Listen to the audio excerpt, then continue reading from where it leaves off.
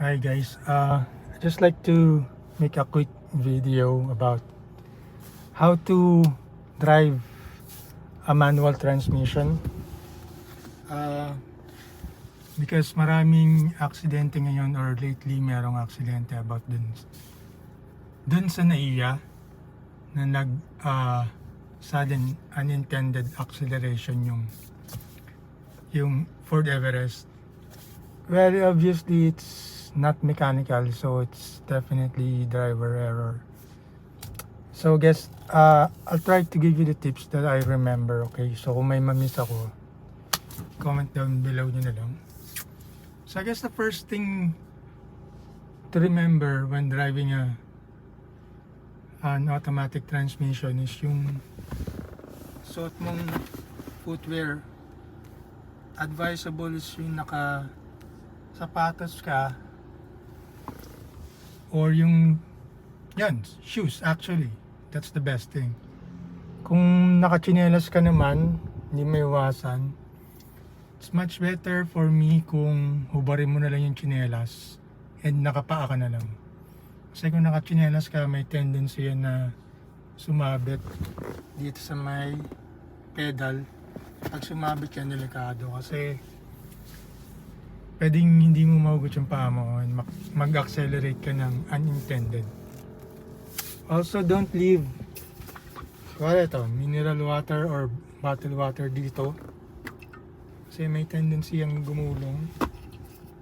So lagay nyo na lang siya dun sa mga designated cup holders, bottle holders sa sasakyan nyo. Also when you are parked, kasi yung nasangkot na SUV dun sa aksidente was nakapark, always check kung nakapark kayo or always put your vehicle on park. Yan. Kahit sino pang ano pang distraction or whatever yung meron sa loob ng sasakyan or sa labas, pag tumigil kayo, unahin nyo lagi nakapark. Kung meron kayo auto hold as you're driving, pwedeng hindi ka na mag-park, of course. You just rely on the transmission to go slower, fast, or may auto hold lang, hihinto siya. Yun, para in case na aksidente yung maapakan nyo, it will not go forward kasi nakapark ka nga. Yun. And ano pa ba? I guess presence of mind. Always think clearly when you're driving. Kung masakit ang ulo mo, I guess huwag ka na munang umalis or magpahinga ka, minom ka ng gamot. Kasi it affects your driving skills based on my experience. And also, yun pala, pinaka-importante, always use your right foot when braking and accelerating. You don't want to use your left foot for braking or accelerating.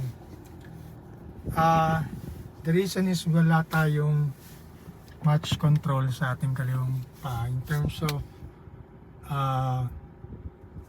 applying pressure. So it's very dangerous to use your left foot. I've been driving manual, or I was driving manual for 10 years. So alam ko na yung mga ganyan. And then lumipat ako sa automatic. Hindi ko naman talaga ginamit yung left foot ko. Talagang right lang kasi I don't know, makes sense na isang paa lang kasi you don't have third pedal. So yeah. So I guess yun lang. Yeah, much important is yung presence of mind when driving. Yun lang guys. If you like this video, please subscribe so you don't miss any update about this car. Also, I do have a band.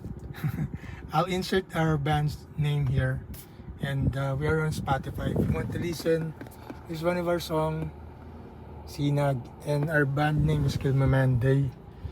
I'll pin our Spotify link sa description, so you guys please support us. Thank you guys. God bless. Have a nice day.